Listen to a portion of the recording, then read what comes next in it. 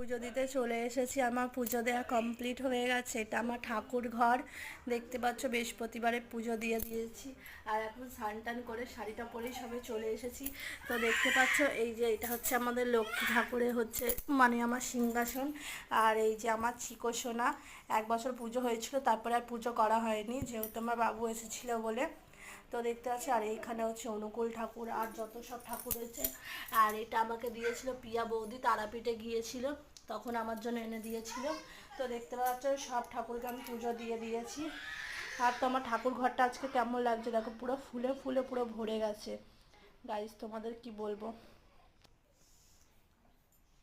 তো চলো, আর সবাইকে বৃহস্পতিবার জানাই। সব বউ মানে সব মানে কি বলবো, বাড়ির সব বৌমাদের বলো, মানে আমার সব দিদি ভাইদের বলি সবাই বৃহস্পতিবারে শাড়ি পরবে, একটু আলতা পরবে, চওড়া করে সিঁদুর পরবে। তো আমি এখনও স্নান করে সেটা করিনি, তো আমি ডাইরেক্ট পুজো দিতে চলে এসেছি।